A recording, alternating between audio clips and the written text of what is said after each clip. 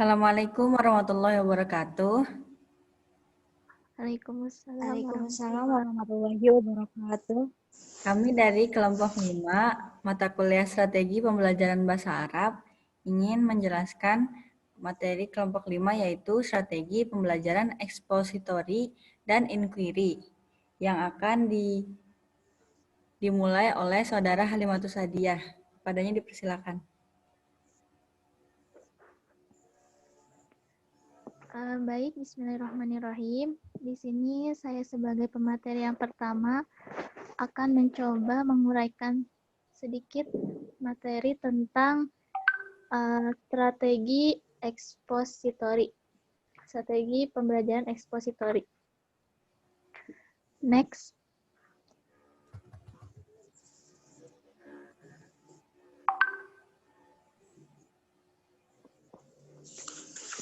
Ya, yang pertama, pengertian strategi pembelajaran ekspositori atau SPE. Strategi pembelajaran ekspositori ialah strategi pembelajaran yang menekankan kepada proses penyampaian materi secara verbal dari seorang guru kepada sekelompok siswa dengan maksud agar siswa dapat menguasai materi pelajaran secara optimal. Nah, di sini dalam bahasa Arab, ekspositori juga bisa diterjemahkan ke dalam kata tafsiri atau at-tafsiri. Dalam bahasa Arab dan dunia Islam, sebetulnya istilah ini sudah lama kita kenal. Nah, dan tentunya yang mula-mula terbayangkan dalam pikiran kita adalah tafsir ayat-ayat Al-Quran. Tuh. Biasanya setiap definisi itu selalu ada kaitan dengan makna bahasa suatu ungkapan, bahkan 90% mendekati makna bahasa suatu ungkapan tersebut. Nah, di sini menurut Ahmad dan Prasetya, dalam strategi pembelajaran ekspositori itu, guru menyajikan bahan pembelajaran dalam bentuk yang telah dipersiapkan secara rapi, sistematis, dan lengkap sehingga peserta didik menyimak dan mencernanya saja secara tertib dan teratur. Kemudian, Roy Killen menamai SPE ini dengan istilah strategi pembelajaran langsung atau direct interaction, dan bahkan ada yang menamakan strategi talk and talk. Next.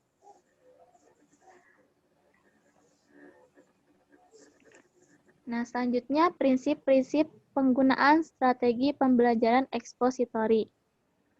Nah, di sini ada empat prinsip penggunaan strategi pembelajaran ekspositori. Di antaranya yang pertama, berorientasi pada tujuan.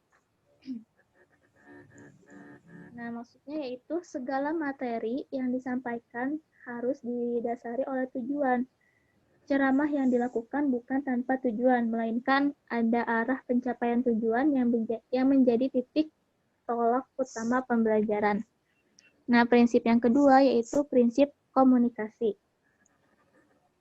Nah, di sini maksudnya yaitu adanya pemindahan pesan atau informasi dari sumber pesan kepada penerima pesan. Yang ketiga yaitu prinsip kesiapan. Nah, maksudnya siswa akan merespon dengan baik setiap stimulus yang diberikan oleh guru manakala ia telah memiliki kesiapan. Kemudian yang keempat, prinsip berkelanjutan. Nah, ekspositori ini akan berhasil manakala siswa mampu dibawa pada situasi ketidakseimbangan, sehingga mereka terdorong untuk mencari dan menemukan sendiri materi yang kurang dan perlu tambah wawasan dengan usaha sendiri. Next. Yang selanjutnya yaitu prosedur strategi pembelajaran ekspositori. Ada beberapa hal yang harus dipahami oleh guru dalam menggunakan strategi ini. Yaitu yang pertama, ini menurut Sanjaya, terlebih dahulu, pertama rumuskan tujuan yang ingin dicapai, Yang kedua, kuasai materi pelajaran dengan baik. Dan yang ketiga itu kenali medan dan berbagai hal yang dapat mempengaruhi proses penyampaian. Nah, sedangkan secara umum, di sini langkah-langkah dalam SPI itu diantaranya pertama, persiapan penyajian atau preparation. Tahap ini adalah kunci keberhasilan strategi pembelajaran ekspositori. Tujuannya yaitu mengajak siswa keluar dari kondisi mental yang pasif, membangkitkan motivasi dan minat, merangsang rasa ingin tahu siswa, dan menciptakan suasana dan iklim pembelajaran yang terbuka. Nah, langkah-langkah yang bisa dilakukan prosedur yang pertama ini diantaranya berikan sugesti yang positif serta hindari sugesti negatif. Kemudian bisa dimulai dengan mengemukakan tujuan yang hendak dicapai dan bukalah file dalam otak siswa. Nah, prosedur yang kedua yaitu korelasi atau correlation adalah langkah menghubungkan materi pelajaran dengan pengalaman siswa atau dengan hal-hal lain yang siswa bisa menangkap kaitan materi pelajaran dengan pengetahuan yang sebelumnya yang telah diketahui. Nah, tujuan prosedur ini yaitu untuk memberikan makna terhadap materi pelajaran, berupa memberikan perbaikan pengetahuan sebelumnya dan meningkatkan kualitas berpikir dan kemampuan motorik siswa. Yang ketiga yaitu menyimpulkan atau generalization. Tahapan ini tahapan untuk memahami inti dari materi pelajaran yang telah disajikan, maksudnya ya. Bermakna juga memberikan keyakinan kepada siswa tentang kebenaran suatu paparan. Nah, dalam komputer, tahap ini itu mirip dengan tahap save data, yang ketika dibutuhkan data tersebut bisa dipanggil kembali. Menyimpulkan juga bisa dilakukan dengan mengulang inti materi, memberikan beberapa pertanyaan yang relevan dengan materi, dan mapping melakukan pemetaan materi-materi yang telah diajarkan. Nah, yang keempat yaitu mengaplikasikan atau application. Nah, unjuk kemampuan siswa setelah mendengarkan materi. Teknik yang bisa dilakukan adalah memberikan tugas relevan dan dengan memberikan evaluasi. Atau kalau menurut Sanjay itu lebih khusus lagi, maksudnya yaitu tes. Next.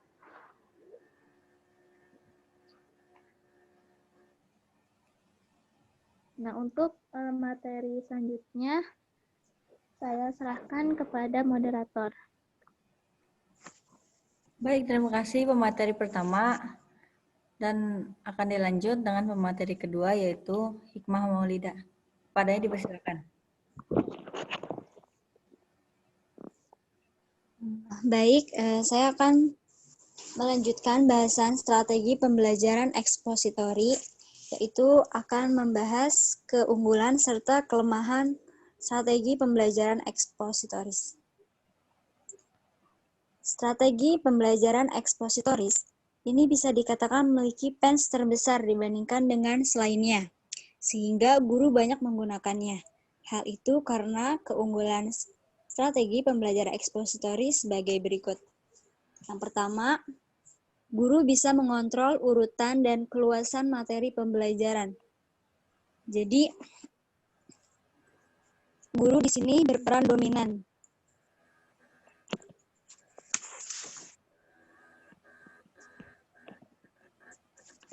Yang kedua, strategi pembelajaran ekspositoris tepat dilakukan ketika materi sangat luas sementara waktu yang sempit.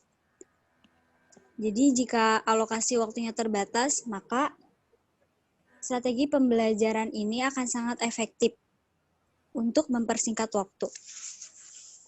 Yang ketiga, selain menyimak penjelasan guru dengan strategi pembelajaran ekspositoris, memungkinkan siswa melakukan observasi atau melihat demonstrasi yang dilakukan oleh guru.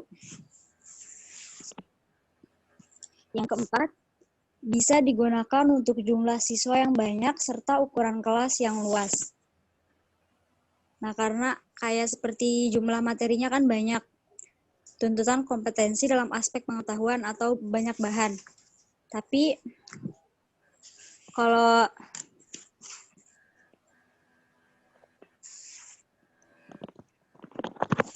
kan yang berperan dominan di sini guru atau komunikasinya hanya satu arah, maka bisa dilakukan di kelas yang luas dan jumlah siswa yang banyak, sehingga materi tetap tersampaikan sepenuhnya. Nah, adapun kelemahannya, setiap strategi memiliki kelemahan. Berikut adalah kelemahan strategi pembelajaran ekspositori. Yang pertama, hanya memungkinkan dilakukan bagi siswa yang kemampuan menyimak dan mendengarnya baik. Jadi, kan nggak semua orang punya kemampuan menyimak dan mendengarkan yang baik. Jadi, mungkin ada beberapa siswa yang kurang paham atau kurang cocok memakai strategi pembelajaran ekspositori ini. Yang kedua, tidak mampu melayani perbedaan kemampuan, pengetahuan, minat, bakat, serta gaya belajar individu siswa. Dikarenakan hanya strateginya ini kan yang dominannya guru. Kita hanya dituntut untuk mendengarkan atau mengobservasi, sedangkan gaya belajar siswa itu kan beda-beda ya. Jadi, ini salah satu kelemahannya. Nggak mampu melayani perbedaan kemampuannya. Jadi, tergantung siswanya ini. Kalau siswanya kurang mampu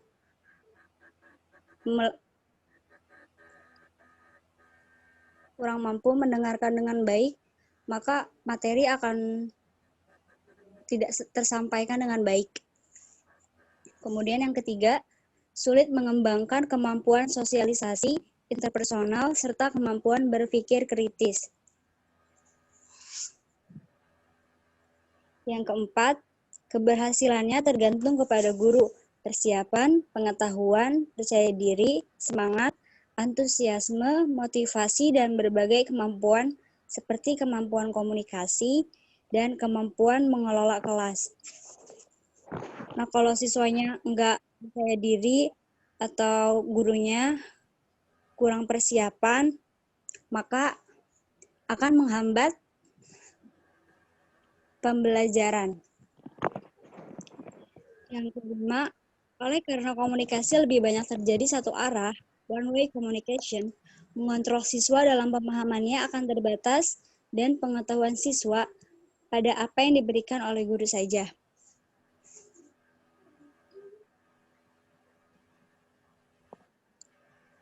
Baik,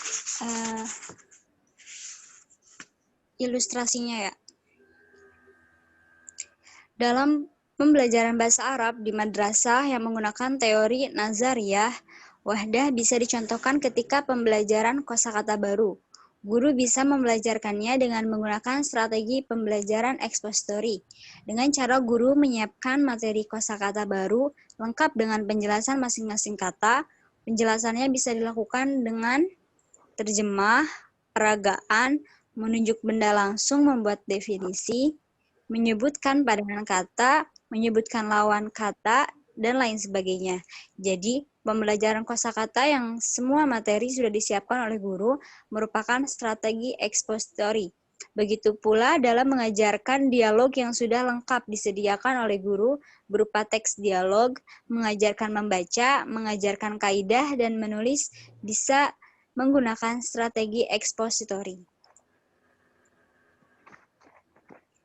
Okay, next.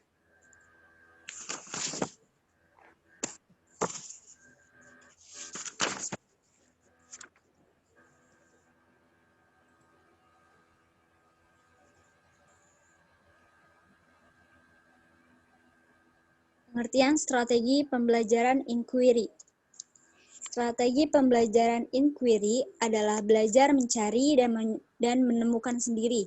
Guru menyajikan materi pembelajaran tidak dalam bentuk final, melainkan peserta didik diberikan peluang untuk menemukan sendiri materi pembelajaran dan kompetensi dengan menggunakan teknik pemecahan masalah. Istilah inquiry sebetulnya istilah bahasa Inggris dan manakala dipadankan dengan bahasa Indonesia atau bahasa Arab, maknanya sangat tidak asing. Apabila dalam dunia Arab istilah tahqiq itu sudah sangat dikenal, inquiry dalam bahasa Arab sering dikonotasikan dengan mentahqiq kitab, klasik, atau bahasa sederhana. Karya-karya ulama klasik ditulis ulang dan disusun berdasarkan pada pola modern. Orang yang melakukan inquiry atau tahqiq dikenal dengan nama muhakkik. Dalam kitab-kitab klasik edisi baru, maka selalu muncul istilah ini.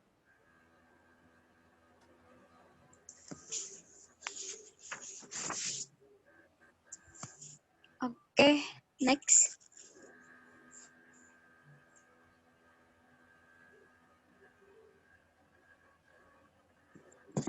Adapun prinsip-prinsip dan langkah-langkah penggunaan strategi pembelajaran inquiry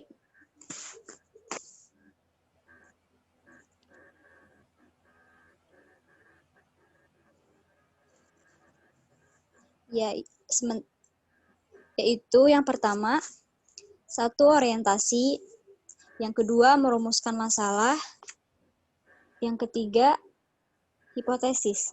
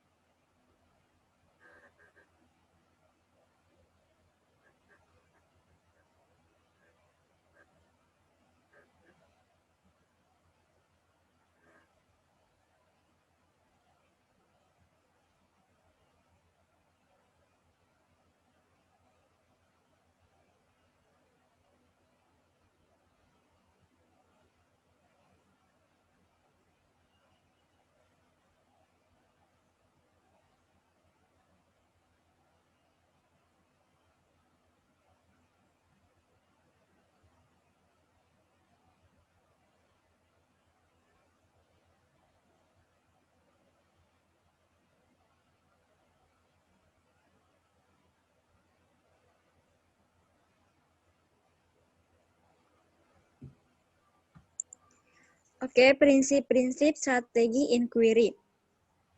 Yang pertama,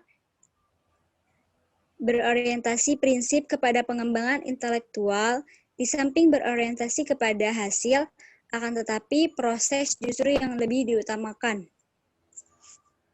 Yang kedua, proses interaksi antara siswa dengan guru, dan siswa dengan lingkungan. Yang ketiga, proses bertanya. Guru harus pandai membuat pertanyaan untuk membuka daya pikir siswa. 4. Belajar untuk berpikir. Harus ada keseimbangan antara pendayagunaan otak kiri dan kanan, otak reptil, otak limbik, otak neokortek, keterbukaan, bahwa segalanya bisa terjadi berdasar.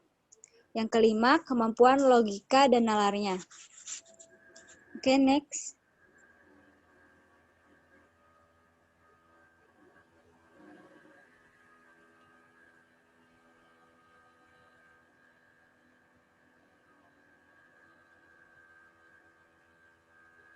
Ya, terima kasih kepada materi kedua. Dan sekarang akan dilanjut kepada materi ketiga, yaitu saya sendiri, Alfi Nur Fadilah. Nah, selanjutnya adalah prosedur strategi pembelajaran inquiry. Prosedur strategi pembelajaran inquiry itu ada 6. Yang pertama, orientasi langkah. Beberapa hal yang dapat dilakukan dalam tahapan orientasi ini adalah yang pertama, menjelaskan topik, tujuan, dan hasil belajar yang diharapkan dapat dicapai oleh siswa. Yang kedua, menjelaskan pokok-pokok kegiatan yang harus dilakukan siswa untuk mencapai tujuan. Yang ketiga, menjelaskan pentingnya topik dan kegiatan belajar.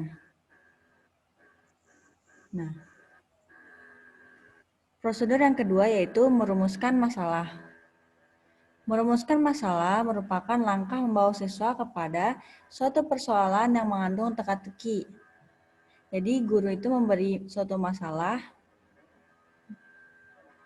Nah, siswa itu mencari jawaban. Proses mencari jawaban itulah yang sangat penting dalam pembelajaran inquiry. Melalui proses tersebut, siswa akan memperoleh pengalaman yang sangat berharga sebagai upaya pengembangan mental melalui proses berpikir. Prosedur yang ketiga yaitu merumuskan hipotesis. Hipotesis adalah jawaban sementara dari suatu permasalahan yang sedang dikaji. Jadi hipotesis itu adalah jika memberikan jawaban, jawaban itu masih sementara, bisa diterima dan bisa juga ditolak.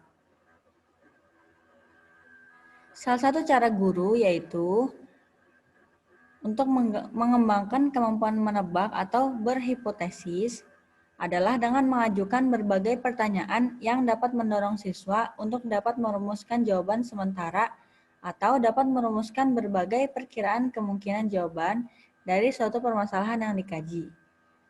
Jadi ketika guru memberikan masalah, memberikan pertanyaan, siswa memberikan jawaban yang ada kemungkinannya bisa diterima untuk permasalahan itu dan bisa juga ditolak. Karena hipotesis adalah jawaban sementara. Nah, prosedur yang keempat yaitu mengumpulkan data. Mengumpulkan data adalah aktivitas menjaring informasi yang dibutuhkan untuk mengkaji hipotesis yang diajukan. Ini sangat penting untuk pengembangan intelektual. Jadi mengumpulkan data ini, siswa itu diperintahkan untuk mengumpulkan pengetahuan atau wawasan dari hipotesis yang akan dikaji. Jadi siswa itu sudah mengetahui beberapa pengetahuan, nah itu bisa membantu untuk menjawab hipotesis tersebut. Yang kelima, menguji hipotesis. Menguji hipotesis adalah proses menentukan jawaban yang dianggap diterima sesuai dengan data atau informasi yang diperoleh berdasarkan pengumpulan data. Yang terpenting dalam menguji hipotesis adalah mencari keyakinan siswa atas jawaban yang diberikan. Nah, kalau hipotesis itu kan untuk menguji hipotesis itu untuk mencari keyakinan siswa atas jawaban yang akan diberikan untuk hipotesis tersebut. Nah, yang keenam yaitu merumuskan kesimpulan. Jadi kesimpulan itu mendeskripsikan apa tadi temuan dari hasil hipotesis tadi. Lanjut, yang selanjutnya itu kelebihan dan kelemahan strategi pembelajaran inquiry. Jadi keunggulannya yaitu pengembangan kognitif, afektif, dan psikomotorik secara seimbang. Memberikan ruang kepada siswa agar belajar sesuai gaya belajarnya. Sesuai dengan pengembangan psikologi belajar modern, belajar adalah perubahan tingkah laku berkat adanya pengalaman dan dapat melayani siswa yang berkemampuan di atas rata-rata. Nah, SPI ini kan siswa sendiri yang mencari materi, mencari sesuatunya itu siswa sendiri. Nah, itu keunggulannya yaitu yang tadi. Nah, kelemahannya yaitu sulit mengontrol kegiatan dan hasil belajar siswa. Yang kedua, sulit merencanakan pembelajaran karena terbentur kebiasaan siswa dalam belajar. Dan waktunya juga harus panjang. Guru itu kesulitan mengatur waktu yang tersedia, apalagi bahasa Arab yang hanya 2 jam pelajaran misalnya.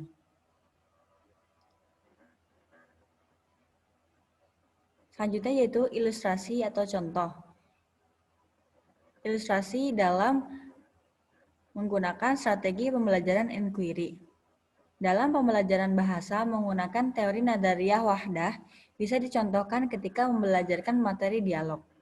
Guru bisa membelajarkannya dengan menggunakan SPI. Dengan cara guru hanya memberikan instruksi-instruksi untuk dilakukan oleh peserta didik. Sementara peserta didik sendiri yang membuat dan menemukan pola kalimat yang tepat digunakan dalam dialog, seperti menggunakan kalimat tanya, kalimat berita, kalimat seru, kalimat perintah, sapaan, dan lain sebagainya. Siswa diinstruksikan mencari pola kalimat yang tepat dalam berbagai sumber pembelajaran.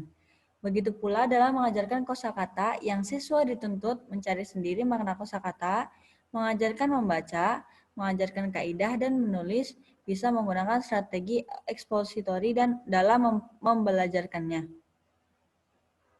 Jadi ilustrasi ini kan adalah contoh apabila dilakukan di dalam kelas. Nah, bisa dilihat dari ilustrasi ini, itu peserta didik yang mencari sendiri materi, membuat sendiri misalnya dialog, ini kan contohnya dialog. Jadi guru itu hanya menginstruksikan, jadi ini inquiry itu lebih ke siswanya yang aktif, kayak gitu.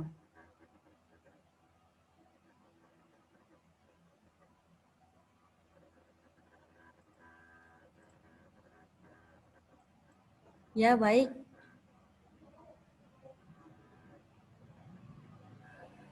Sampai di sini materi strategi pembelajaran ekspositori dan inquiry dari kelompok 5. Kesimpulan yang bisa diambil yaitu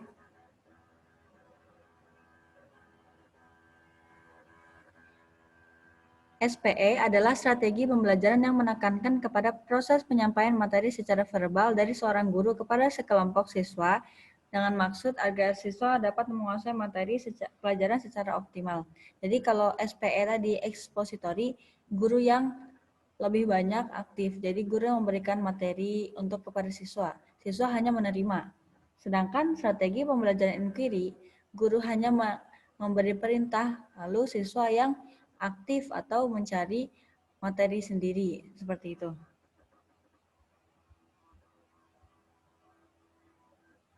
Ya, terima kasih. Sekian dari kelompok 5. Wassalamualaikum warahmatullahi wabarakatuh. Waalaikumsalam warahmatullahi wabarakatuh.